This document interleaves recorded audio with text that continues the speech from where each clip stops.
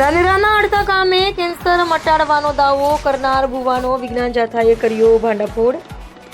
કેન્સરના દર્દીને સારવાર બંધ કરાવ્યાનો આક્ષેપ. ધાનેરા પોલીસની હાજરીમાં ભુવાએ લેખિતમાં માફી માંગી હોવાનો જાથાનો દાવો. બનાસકાંઠા જિલ્લાના ધાનેરા તાલુકાના અડધા ગામે કેન્સર સહિતના અસાધ્ય રોગો મટાડવાનો દાવો કરનાર એક ભુવાનો ભારત જૈન વિજ્ઞાન જાથાની ટીમે ધાનેરા પોલીસ સ્ટેશનની મદદથી પર્દાફાશ કર્યો હોવાનું જાથાએ જણાવ્યું છે. જાથાના જણાવ્યા મુજબ આ તેમનો 1289મો સફળ ભંડાફોડ છે. જાથાના જણાવ્યા અનુસાર હડતા ગામના માજીરાણા નરેશભાઈ. નરેશભાઈ, કેટલા ટાઈમથી તમે ભુવા તરીકે લોકોને કેન્સરની દવા કરતા હતા? 4 વર્ષથી. 7 વર્ષથી. કયા બાબતના તમે ભુવા હતા ને આજે ગોગ મહારાજના તો હવે દવા કરશો તમે? આજ તે અમે બંધ કરશું. કેટલા સમય કોની દવા કરી કેન્સરની? કેન્સરની આ એક ભાઈની જ, બીજી કોઈની દવા નથી કરવી. તો હવે કેન્સર મટી જાય તમે બાધા આપવા દે? નાના માટે હોસ્પિટલ જવું પડે. તો પછી તમે કેમ બાધા આપતા? એમને એવું કીધું કે અમારે શ્રદ્ધા અને વિશ્વાસ રાખવો હોય હું એને દવાખાને જશે એના માટે, બાકી અમે બાધાનું એવું નહોતું કીધું. તેમ છતાં એમને કોઈ દુઃખ થયું હોય તો અમે માફી માંગો. કેટલા પૈસા લીધા? 1 લાખ રૂપિયા લીધા તો બાધા આપવાનું? પૈસા જો લીધા હોય, હા, પૈસા કોઈના લીધા નથી. પૈસા કોઈના પધરામણીના લીધા નથી. તમારો ઉપર આક્ષેપ છે કે બાધા આપવા માટે 1 લાખ રૂપિયા લીધા? એવો કોઈ દાખલો નથી. કોઈ કહેતું હોય તો અમે આજીવન કેદ જેલમાં રહેવા તૈયાર છું. આજ પછી હવે કરશો ભુવાનું આવું?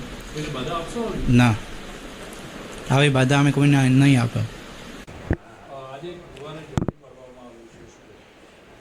બનાસકાંઠા જિલ્લાના ધાનેરા પાસેના ગામમાં હડતામાં ગોગા મહારાજનો સેવા પૂજા કરનાર નરેશ બળવંતરાય જેવો રાણા કે જેઓ છેલ્લા 5 વર્ષથી સીમની અંદર મઢીની અંદર માતાજીનો મઠ સ્થાપી લોકોના દુર્દર્દ મટાડવા, કેન્સર મટાડવા, સંતાન પ્રાપ્તિ આપવી અને દોરા બાંધી અને જેવી ગેરપ્રવૃત્તિ કરતા હતા, લોકોને બ્રહ્મા નાખતા હતા.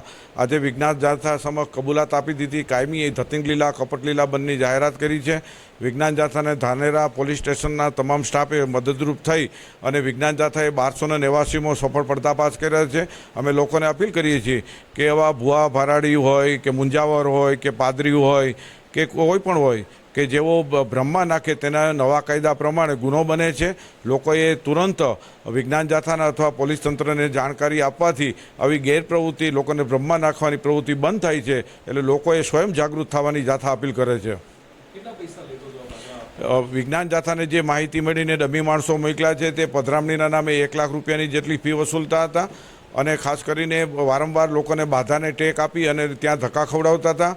કોઈને સારું થતું નહીં હતું અને જે કેન્સરનો દર્દી છે એને છેલ્લું સ્ટેજ પહોંચી ગયું છે, એને જીભ અને ગળાનું કેન્સર થયેલું છે, તેને વારંવાર બાધા આપવાથી રોગમાં વધારો થયો. ડૉક્ટરે ઓપરેશન કરવાની ના પાડી છે, જેથી લોકોએ જાગૃતિ કેળવી આવા ભુવા ભરાડથી દૂર રહેવું જોઈએ.